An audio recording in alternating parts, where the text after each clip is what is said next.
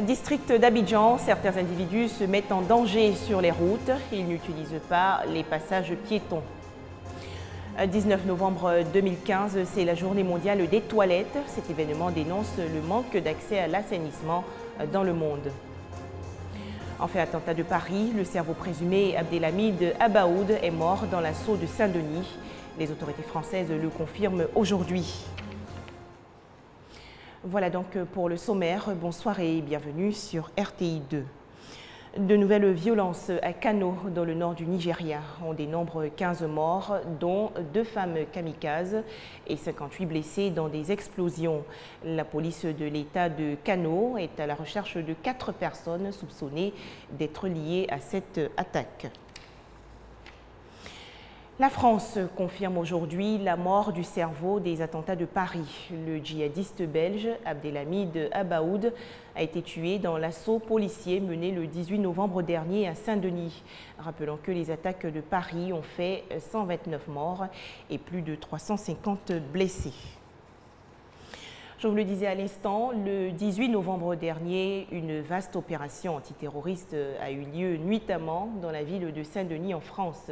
Cet assaut visait des personnes liées aux attentats de Paris. Alors, comment s'est déroulée cette offensive? Pourquoi les forces de l'ordre sont-elles intervenues la nuit? Écoutons ces explications. Il est environ 4h30 du matin, mercredi 18 novembre, quand la police lance une vaste opération contre un appartement du centre de Saint-Denis, en proche banlieue parisienne. L'appartement est situé près de la basilique de Saint-Denis, à une vingtaine de minutes à pied du Stade de France, l'un des sites des attentats du 13 novembre. Les hommes du RAID et de la BRI, unité d'élite de la police, sont mobilisés, appuyés par des militaires et un hélicoptère. Un périmètre de sécurité est installé, mais très vite, les habitants font état de fortes explosions et de tirs en rafale. Dès le début de l'assaut, l'une des personnes retranchées dans l'appartement se donne la mort. Il pourrait s'agir d'une femme kamikaze qui se serait fait exploser, ce qui serait une première en France. La cible de l'opération policière, l'organisateur présumé des tueries qui ont fait 129 morts, le Belge Abdelhamid Abaoud, membre très actif de l'organisation État islamique, est tué au cours de l'opération et 8 autres personnes sont interpellées. Et pour assurer la sécurité de son territoire, la France prend des mesures. L'Assemblée nationale a adopté aujourd'hui le projet de loi prolongeant l'état d'urgence pour 3 mois. Plus de 500 voix pour, 6 contre et une seule abstention. À Saint-Denis et ce matin, cette décision, les policiers pourront rester armés même hors service. À l'Assemblée nationale, lors du vote de la prolongation de l'état d'urgence, Manuel Valls a évoqué le pire. Je le dis bien sûr avec toutes les précautions qui s'imposent, mais nous le savons et nous l'avons à l'esprit. Il peut y avoir aussi le risque d'armes chimiques ou bactériologiques. L'Angleterre cherche à reprendre ses vols aériens vers l'Égypte. Londres a en effet fait état aujourd'hui de progrès encourageants pour une reprise de ses itinéraires vers la station balnéaire de Sharm el-Sheikh. À noter que ces vols ont été suspendus après le crash de l'avion russe fin octobre dans le Sinaï. Retour maintenant en Côte d'Ivoire et vous vous en êtes sûrement aperçu en vous promenant. Les incivilités progressent de plus en plus dans le district d'Abidjan. Par exemple, les passages piétons, cette partie de la route aménagée pour permettre aux passants de circuler en sécurité sur la chaussée, ne sont pas utilisés par ces derniers. Dans certaines communes d'Abidjan, les piétons traversent dangereusement la route. Tout de suite, le constat de Alexis Ouedraogo. Incivisme. Sur les routes, aujourd'hui en Côte d'Ivoire, le mal est criard. Si les automobilistes sont très souvent indexés pour leur mauvaise conduite, les piétons, eux non plus, ne sont pas sans reproche. Illustration parfaite, leur rapport au pont piéton, ces espaces aménagés pour leur permettre de traverser en toute sécurité. Les usagers préfèrent le risque pour, disent-ils, raccourcir leur chemin. Je sais que Japon, mais c'est ici là qui est raccourci, ça nous arrange les petites routes là. Raccourcir son chemin, sa vie aussi. Sur les 600 décès enregistrés chaque année pour des accidents de la route, 4 personnes sur 10 sont des piétons. Et si une voiture te cogne? Il faut du safrou là, maman. Ça veut dire que grâce à bon Dieu, ça ne veut pas me coincer. Sur l'autoroute du Nord, au niveau d'Agban, dans la commune d'Adjamé, la gendarmerie, face aux nombreux accidents répertoriés, s'est voulu ferme. Plus question pour les Gbaka, ces transports en commun, de garer loin des ponts piétons. À cause de nombreux accidents qui se passent, quand on les descend, ils traversent, courent pour traverser. Donc, quand les voitures le cognent, les gens d'Agban, on les descend, on les descend ici, ou bien directement la liberté. Il y a toutefois de bons élèves qui jouent la carte de la prudence et la recommandent vivement. On pointe le pont parce que c'est plus prudent. Mais que dit et fait la loi face à cette situation? Le piéton qui emprunte la voie express, s'il est accidenté, normalement, en dessous du pont piéton, il n'est pas pris en charge par l'assurance. À la question, est-ce qu'il y a assez de ponts piétons sur les voies express, Lozère reconnaît des déficits, mais exhorte toutefois les populations au respect du code de la route. Le véhicule souvent qui vient, vous pensez que on vous voit. Le conducteur peut prendre la décision de freiner. Le véhicule, tant que l'énergie qui est à l'intérieur n'est pas finie, ne pourra pas s'arrêter. Et donc, sans le vouloir, le véhicule, enfin l'automobile peut vous écraser. Donc nous demandons aux piétons de faire attention à eux-mêmes. Il faut sensibiliser. La route tue, c'est une réalité. En Côte d'Ivoire, 6000 accidents de la route sont enregistrés chaque année. 600 personnes y perdent la vie quand 11 000 autres sont blessés gravement, dont 40% restent des piétons. À présent, un événement pour rappeler qu'environ 2,5 milliards d'individus dans le monde n'ont pas accès à un assainissement adéquat. Le monde entier célèbre donc aujourd'hui la journée mondiale des toilettes. À noter que même si des progrès ont été faits, l'Afrique reste avec l'Asie l'un des continents les plus touchés.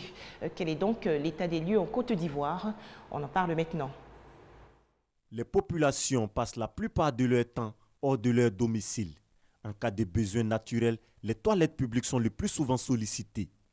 Le WC public aussi c'est bon parce que quand tu sors à la maison, bon, si tu n'as pas une toilette, bon, nous aussi on est un responsable des pères de famille. Bon, on ne peut pas prier dans les rues comme ça, il faut qu'on rentre dans un coin et puis on se fait toilette propre. Tu sors de chez toi, tu es très loin de chez toi et puis vous avez un besoin pressant, vous êtes obligé d'aller dans les WC publics. Voilà, vous êtes obligé, c'est une obligation pour les gens d'aller au WC public. Les toilettes publiques sont d'une grande utilité, mais elles ne sont pas en grand nombre dans le district d'Abidjan. Alors, très souvent, la rue devient un urinoir. Et rares des toilettes qui existent sont détenues par des particuliers. Ce jeune homme est gérant de toilettes publiques et selon lui, créer des toilettes publiques est une activité rentable. C'est un pipi 50 francs, laver 100 francs, l'eau 100 francs, bon, souvent tu gagnes 7 000. Bon, il y a les eaux aussi, tu gagnes moins 13 000, moins 12 000. Bon, ça dépend quoi. Activité rentable, mais l'entretien des lieux laisse à désirer. À l'intérieur de quelques toilettes visitées, l'hygiène fait défaut. Oui, il y a le coin aussi qui n'est pas propre. Si le pas propre aussi, nous on ne rentre pas dans le coin. C'est mal entretenu surtout. La propriété n'y est pas. En fait, souvent, on verse acide aussi, ou bien aux arrêts secs là, on prend pour verser la nuit comme ça. Le matin, si tu viens, tu laves avec les brosses, tu as fini de laver, tu mets des gousselins dessus. Voilà, après maintenant, il y a autres arrêts à mettre dans le bidon aussi. Si c'est mouillé, on verse dans le douche un peu. Des toilettes publiques propres, respectant les normes sanitaires et d'hygiène, c'est possible. La mairie du Plateau, par exemple, s'est dotée de toilettes publiques modernes, une infrastructure de pointe avec toutes les commodités d'hygiène. Vraiment, ça m'a rendu un premier gaou à Abidjan, au lieu de Paris. La douche est vraiment propre, les toilettes sont propres. Surtout, ce qui me plaît, quand tu rentres, l'eau vient effacer l'urine de celui qui a passé. Il y a les clients qui sortent, ils rentrent directement pour nettoyer, ils pompent. Pour pas, les gens ils vont venir pour voir, pour sentir l'odeur des pipis, les caca, tout ça là. Quand vous rentrez, les lumières s'allument seules. Quand vous finissez, vous avez l'eau. Quand vous mettez la main, vous avez de l'eau directement. Le savon aussi automatiquement, les toilettes. Les urinoirs aussi pareil. Quand vous finissez, vous ne touchez à rien. Voilà, quelqu'un qui rentre, il n'a aucun risque parce qu'il ne touche à rien. Les toilettes publiques moins nettoyées sont un nid de microbes, de maladies infectieuses. La journée du 19 novembre est donc l'occasion pour sensibiliser sur l'accès aux toilettes de qualité. Des explications de Moussa Konaté. Autre actualité, l'organisation non gouvernementale Fairtrade s'engage en faveur du bien-être des enfants de Côte d'Ivoire. Elle a présenté aujourd'hui au grand public son projet intitulé « C'est tout le village qui protège l'enfant ». Il s'agit de combattre efficacement l'exploitation des tout-petits. Selon l'enquête nationale sur la situation de l'emploi et du travail publiée en 2013 en Côte d'Ivoire, plus de 2 millions d'enfants sont économiquement occupés et parmi eux, 71,4% sont astreints à un travail susceptible de nuire à leur intégrité. L'organisation Fairtrade Africa apporte sa contribution pour réduire les causes du travail des enfants en Côte d'Ivoire. Elle a lancé ce jeudi le projet « C'est tout le village qui protège l'enfant ». La durée du projet est 2 ans. Nous voulons que les producteurs agricoles, les communautés Fairtrade soient elles-mêmes impliquées, n'est-ce pas, dans la prévention et de la lutte contre le travail des enfants en Côte d'Ivoire. Nous voulons mettre l'accent sur l'éducation. Nous voulons aider cette population-là à améliorer la qualité de l'éducation en mettant en place un certain nombre d'infrastructures scolaires. 3 coopératives en Côte d'Ivoire vont participer à ce projet. Cela représente 44 000 membres avec un total d'environ 20 000 enfants. La phase pilote du projet concerne les zones de Daloa, Dibo et Gagnoa. Une initiative qu'encourage la représentante du président du comité interministériel et l'Association nationale des organisations professionnelles agricoles de Côte d'Ivoire. Soyons des agriculteurs responsables, soucieux du futur et évitons d'exploiter de façon égoïste nos enfants dans nos plantations. Donnons-leur la chance de réaliser leur devenir en leur laissant le temps d'apprentissage par la formation et l'éducation. L'initiative est à saluer en ce sens qu'elle aura à terme un impact réel sur la vie de nos jeunes et de nos enfants dans les communautés cibles. C'est dire que la lutte contre le travail des enfants, c'est l'affaire de tous. Le label international Fairtrade est présent dans 25 pays. Il offre aux coopératives de producteurs agricoles dans les pays en voie de développement l'accès aux marchés internationaux. C'était un reportage de Jean-Jacques Kwameala et Christelle Hunda. Et pour terminer, on va découvrir ensemble une icône des arts novateurs. Il s'agit de Were Liking. Cette écrivaine a fondé en 1985 la compagnie de théâtre Kiyimbok. Elle est basée à Abidjan. Personnage bien connu du monde culturel, artiste multidimensionnel, Were Liking, c'est bien d'elle qu'il s'agit, réunit plusieurs cordes à son arc. Dramaturge, scénariste, chorégraphe, chanteuse, romancière, poète et peintre. Installée en Côte d'Ivoire depuis 1978, Were Liking a enseigné à l'université d'Abidjan de 1979 à 1985. J'étais de passage, je venais du Mali. J'avais décidé de rentrer au Cameroun par la route et de chercher à rencontrer des femmes, des prêtresses. J'étais intéressée par les techniques pédagogiques traditionnelles et surtout la transmission par les femmes. Donc je suis arrivée là, j'ai rencontré Jean-Marie Adé Adjafi, qui m'a introduit dans les cours de l'Indénier, de Bétier, du Joablin, etc. Et où je suis allée pendant les premières années avec lui, travailler avec ces femmes-là. Et mon idée était de rester là 2 ou 3 mois. Mais bon, la vie a voulu que mon travail intéresse bien d'autres gens. Et finalement, le recteur de l'université d'Abidjan m'a proposé un poste de chercheur. Riche de cette expérience, Were Liking crée en 1985 le Kiyimbok, une école panafricaine des arts où se côtoient diverses formes artistiques. Si je n'avais pas eu cette opportunité, je ne crois pas que j'aurais pu faire vraiment la comparaison au niveau où il fallait pour me décider à créer quelque chose comme le village Kiyi. Avec le Kiyimbok, ce sont plusieurs créations et de nombreuses tournées à travers le monde. 30 ans après, Were Liking s'en souvient. Ça, c'est par exemple une tournée que nous avons faite au Canada.